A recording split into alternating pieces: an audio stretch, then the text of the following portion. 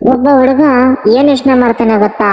ನಾನು ಸ್ಕೂಲ್ ಓದಿಲ್ಲ, ಏನು ಓದಿಲ್ಲ, ನಾನು ಹೆಂಗೆ ಸಕ್ಸಸ್ ಆಗ್ಲಿ, ನಾನು ಹೆಂಗೆ ಮುಂದೆ ಹೋಗ್ಲಿ, ನಾನು ಏನ್ ಮಾಡ್ಲಿ ಲೈಫ್ ಅಲ್ಲಿ, ನಾನು ಏನ್ ಬಿಡ್ಲಿ, ಏನ್ ಮಾಡ್ಲಿ ಅಂತ ಅವ್ನ ಟೆನ್ಷನ್ ಅಲ್ಲಿ ಬಂದು ಡಿಪ್ರೆಷನ್ ಅಲ್ಲಿ ಬಂದು ಅವನು ಏನಾದ್ರು ಕೆಲಸ ಮಾಡಕ್ ಹೋದ್ರು ಅವನು ಯಾವ್ದು ಕೆಲ್ಸಾನು ಒಂದು ಆಗಲ್ಲ.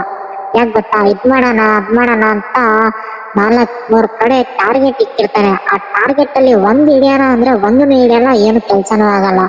ಯಾಕಂದ್ರೆ ಅವನು ಪ್ರತಿ ಕ್ಷಣ ಇದೇ ಯೋಚನೆ ಮಾಡೋದು, ನಮ್ ಜೀವನ ಇನ್ನೇನ ಆಗ್ಬಿಡುತ್ತಾ, ನಮ್ ಜೀವನ ಬಡತನನೇ ಆಗ್ಬಿಡುತ್ತಾ, ನಮ್ಮ ಅಪ್ಪ ಅಮ್ಮನ ಸಾಕಲ್ಲ, ನಮ್ಮ ಅಪ್ಪ ಅಮ್ಮ ನಾನು ಒಳ್ಳೆ ರೀತಿ ಒಳ್ಳೆ ಮಗ ಆಗಲ್ವಾ, ಎಷ್ಟು ದಿನ ಗಂಟ ಎಷ್ಟು ತಿಂದಿರ್ಲಿ ಅಂತ ಅವನು ಪ್ರತಿ ಕ್ಷಣ ಯೋಚನೆ ಮಾಡಿರ್ತಾನೆ.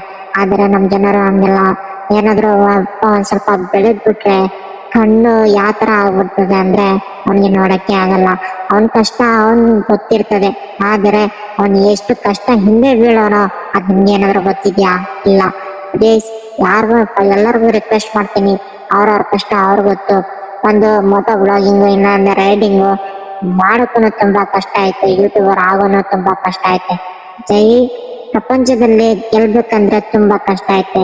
ವರ್ಷ ಗಂಟ್ಲ ಕೆಲಸ ಮಾಡ್ಬೇಕು, ವರ್ಷ ಗಂಟ್ಲ ನಾವು ಏನಾದ್ರು ಒಂದ್ ಮಾಡಿ ಏನಾದ್ರು ಒಂದು ಇದ್ ಮಾಡ್ಬೇಕು. ನಾವ್ ಹಂಗೆ ಸುಮ್ನೆ ಕುತ್ಕೊಳಕ್ ಆಗಲ್ಲ. ಅದಕ್ಕೋಸ್ಕರ ನಾನು ಒಂದ್ ಮಾತು ಹೇಳಕ್ ಇಷ್ಟಪಡ್ತೀನಿ ಎಲ್ಲಾರ್ಗು, ನೀವ್ ಎಷ್ಟು ಕಷ್ಟ ಬೀಳ್ತಾ ಇರಿ, ದೇವ್ರು ಒಂದಿನ ನಿಮ್ಗೆ ನೋಡ್ತಾನೆ.